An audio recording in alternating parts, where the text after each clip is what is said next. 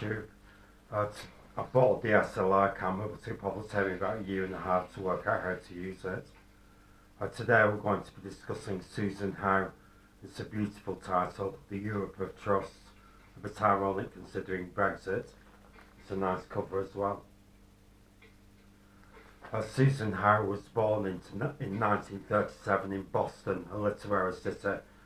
She had a sister, Fanny Howe, who also writes excellent poetry and whom I've read. They were born of an Anglo-Irish family, and she studied painting, then moved to Dublin for a year to study acting. Her poems have been described as pictures on paper. She's a language poet, which means she deconstructs language, which is something I like and feel affinity for. She uses unusual techniques, like she puts a line through the text, or the words overlap each other, or there are unusual spaces. She's quoted as saying, "Language may be the only clue we have. What happens if language fails?" There are 3 books in the Europe of Trust: The Pythagorean Silence, The Defenestration of Prague, and The Liberties. First, I'll talk about Defenestration of Prague first. It's concerned with the conflict between Northern Ireland and Ireland. It uses unusual references to consider this, such as an incident in Prague in 1617 where some Calvinist believers threw Catholic clerics off a balcony. Here are 2 quotes from the Defenestration of Prague.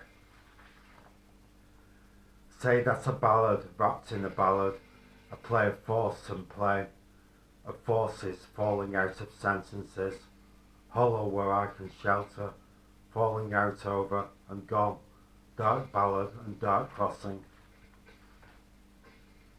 20 lines of boughs bend into hindering boreas, the thin thaw wanders off, presence, October drawn to its long late edge, understanding of time endlessly." The Liberties, which is my favourite of the 3 books, concerns the relationship between Jonathan Swift and Esther Johnson. It uses about 10 different formats of poetry. Jonathan Swift went to Moor Park, a stately home in Ireland, when Esther Johnson, who Susan Howe calls Stella in the book, was 8. He was her tutor. As she grew older, presumably they had an affair, and they had a very close relationship with each other. They kept this hidden, presumably because of morality about wedlock at that time. They invented their own secret language which they talked to each other in. Jonathan Swift became famous as a satirist and a politician. He wrote Gulliver's Travels. He spent increasing amounts of time in London. He thought, according to a Virginia Woolf essay, that he could have an affair with another woman and that he would just replicate his affair with Stella, as Susan Howe calls her in the book. That didn't work out according to Virginia Woolf, and he was recorded at the back of political meetings, shouting and ranting and issuing profanities. Here are 3 quotes. In the book, Susan Howe portrays Jonathan Swift as a ghost and invisible. You can imagine her waiting in Ireland for Jonathan Swift, whose life isn't going well in London.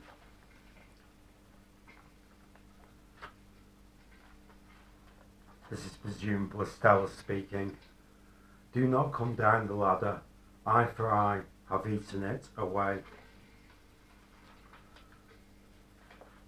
A dove flies across the stage. Ghost blows out each candle, descends. Boys choir with organ accompaniment sing verse 5 St. Patrick's Day hymn. Ghost walks through Stella and crosses the stage. Spreads its arm, strikes his head, choirs him end, silence 7 seconds, exit ghost distracted. Words in a child's voice, message in a child's voice. What do you think? Who made heaven, the earth, sea, the world? Put out the light and then quickly build a house and quickly move away again.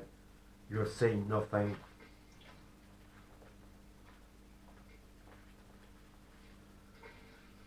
If that definition of truth is correct, the truth is always what remains. Pause. Peace up my tears, for I am a stranger. Tear pages from a calendar, scatter them into sunshine and snow.